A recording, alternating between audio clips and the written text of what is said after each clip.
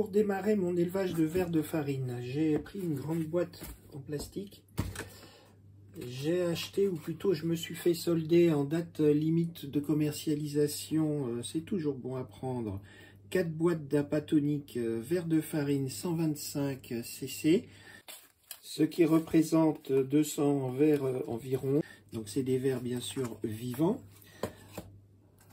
Ils sont vendus déjà dans un substrat de sonde de blé, je pense, enfin bon, peu importe, c'est ce qui leur convient.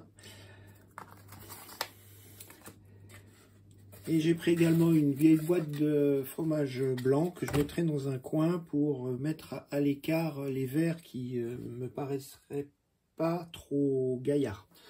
Donc à savoir que les vers normalement ils sont de couleur plutôt beige crème, alors que lorsqu'ils meurent prématurément, ils sont plutôt de couleur noire et ils ne bougent plus. Donc là c'est pas la peine de les laisser, on les retire. Voici quelques vers morts, donc ils sont noirs, ils sont secs, ils ne bougent plus, donc on les met de côté, on les élimine. On les donnera même pas aux poules, dans la mesure où on ne sait pas quelles ont été les conditions d'élevage, ni ce qu'ils ont mangé, donc à ce stade-là, vers achetés en magasin, on élimine et on jette. Voilà, donc là, on verse les 4 boîtes dans la grande boîte et je vous montre tout de suite la suite.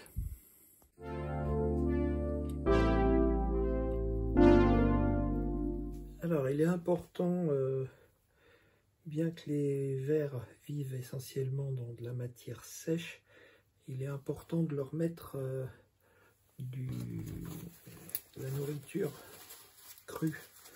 C'est des légumes ou des fruits crus, de manière à ce qu'ils aient un apport hydraté. Alors visiblement ils ne les mangent pas, mais ils les sucent copieusement, c'est-à-dire qu'en fait ils enlèvent le sucre et ils se désaltèrent avec. Donc là, écoutez, j'ai des topinambours au jardin à ne plus savoir qu'en faire. Et ben, je les donne ouverts. J'essaie bien de m'en débarrasser, mais enfin, si vous en avez dans votre jardin, vous savez, comme moi, qu'on ne s'en débarrasse jamais.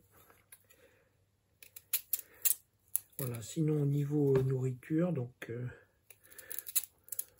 on fait des rondelles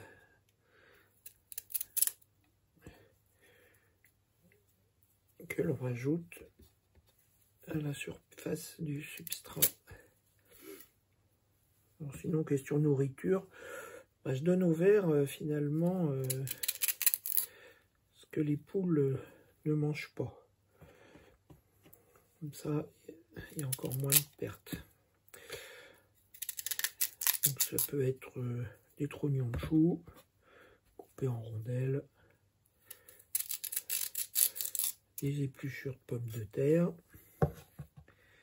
Je vous rappelle qu'on ne donne pas de solénacée pardon, aux poules. Bon, j'ai pas d'autres exemples qui me viennent en tête, mais bon, on fait ça au fur et à mesure que ça se présente. Il faut se poser les bonnes questions. Alors d'expérience, je ne mets pas les peaux de banane parce que ça attire les moucherons. Ça, je le sais, pour avoir laissé de côté des pots de banane pour mon lombricomposteur. Croyez-moi que si vous voulez que les moucherons viennent pondre et mettre après toutes les pontes dans votre lombricomposteur, donc avec vos vers de farine par extension, et bah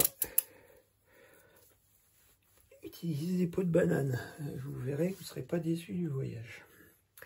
Voilà, donc là les vers, bah, ils ont suffisamment d'aliments. On va les laisser s'enfouir dans le substrat, ils vont fuir la lumière. Bon, vaut mieux les mettre dans une pièce non éclairée. ou éclairer le moins possible. Là, je mets du papier journal par-dessus pour les isoler de la lumière et puis également limiter un petit peu l'évaporation des aliments crus. La boîte, je la ferme pas tout à fait. De toute manière, ils sont incapables de grimper sur les parois, donc ils vont pas aller se répandre partout. Et puis, je reverrai d'ici 2-3 jours comment ça se passe.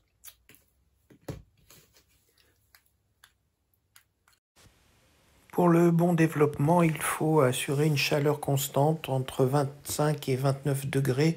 Au-delà, c'est trop, les vers risquent de se dessécher. La meilleure pièce pour moi est donc celle où il y a la chaudière, mais à chacun de s'adapter en fonction des relevés de température. À savoir également que plus la chaleur est importante et plus le développement ira vite.